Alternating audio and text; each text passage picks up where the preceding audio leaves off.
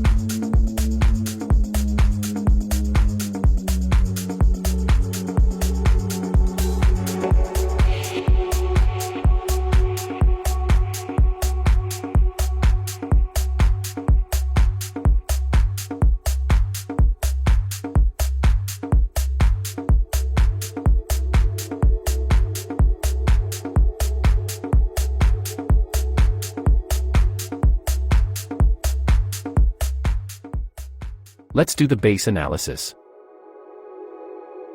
First and foremost, the town hall is securely shielded in the middle compartment of the base since we want to save that 1 star and the loot it contains. One of the standout features of this base is the abundance of compartments spread throughout. These compartments are incredibly effective at slowing down enemy troops, often causing them to run out of time or get stuck breaking through walls. Troops like giants and golems are especially prone to getting trapped, making this design a strong defensive strategy. Now coming to the defenses, they are placed in such a way that they cover the whole base and the base remains strong from all the sides. Mortars are mainly targeted toward defending the outer parts of the base against spam attacks such as mass goblins, G-Barch, and Barch. However, they are not just limited to protecting the outer structures, their strategic placement ensures their range also covers the inner defenses, creating a layered defense system that makes it harder for attackers to find and exploit weak points in the base. Each outer compartment of the base is reinforced with archer towers, carefully spaced to provide balanced coverage. This arrangement ensures strong defense against both air and ground attacks. The wizard towers are spread out so that they don't get taken out altogether while yet giving balance to the base. They are positioned in such a way that they protect the outer portion of the base while also covering all of the storages within their range. The air defenses are strategically placed in different compartments to prevent them from being easily taken out by lightning spell attacks. Their careful positioning ensures their range covers most of the base with some of the outer buildings, providing strong air protection. When paired with other air defense structures, this layout becomes highly effective against aerial attacks. Additionally, air sweepers are positioned to further enhance the base's defense against strategies like lava loons, mass dragons, and electro dragons. They push back enemy air troops, disrupting their attack patterns and making it even more challenging for attackers to break through. The Eagle artillery is strategically positioned at the core of the base, as it is the most powerful and essential defense at Town Hall 13.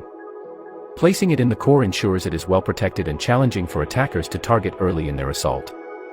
Its range covers a massive 50-tile radius around itself, except for the first 7 tiles, which are effectively managed by other nearby defenses. This placement allows the Eagle artillery to deliver devastating damage to enemy troops while remaining well guarded against attacks. Inferno towers are essential defenses after the Eagle artillery, so we've placed them near the core, where they're well protected. They cover important buildings like the Town Hall and Dark Elixir storage, and important defenses like the Eagle artillery and expos. You can set the mode of Inferno Tower according to the armies you're getting attacked with. For low hit point and high troop count armies like miners, bowlers, and witches, multiple mode is recommended, but against stronger armies with high hit point and lower troop count like golems, electro dragons, and P.E.K.K.A.s, single mode would be a better choice. On Town Hall 13 welcomes the impressive Scattershot, a defensive powerhouse capable of taking down both ground and air attackers with its splash damage ability, akin to the Wizard Tower. What's more, its extensive range blankets a substantial portion of your base. We've placed cannons strategically where they're needed, balancing the base for effective ground defense. Expos are protected in 4 compartments near the core, set to target both ground and air troops. That's because we've been targeted by both ground and air armies, so it's not worth setting them to ground just for a bit more range. Now coming to storages, they are evenly placed in different compartments. This is the mistake that most beginner-based designers make, that they place all the storages in the center, and defenses in the outer compartments, so once the attacker break through the compartment of defenses they get access to all the loot. Which is not the case in this base because the storages are placed in different compartments. The attacker has to take out the whole base in order to get all the loot. Never put the same type of storages on one side of the base. For example, if we put both the gold storages on this side of the base, the attacker can take almost all your gold just by taking out this portion of the base. So in order to avoid that, we place them alternatively, just like this base. Our Dark Elixir storage is well protected in the core compartment of the base, which is quite hard to get into, which means that our Dark Elixir is going to be safe in this base.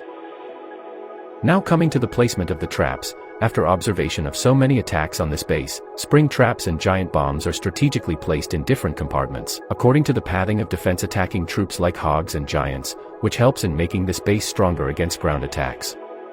We have placed those bombs out there so that they can take out the wall breakers, which can potentially ruin attackers' funnel as the troops wouldn't be able to go inside the base, and they'll end up going for the outer trash buildings, which will end up ruining the attack. These air bombs and air mines are placed next to the air defense, which helps us to reduce enemy air troops' health, so the air defenses can finish them off. Now coming to the outer buildings, you can customize where you want to put them according to your choice. Just make sure you don't put the same type of collectors all together, otherwise, the opponent will take all your loot in the collectors very easily. And one more thing, you can also put them away from one another to prevent the chain lightning of Electro Dragon. That's it for the base analysis. I've left a copy link for this base in the description and top right corner of the video so that you guys can easily copy this base. I'll see you guys in the next one.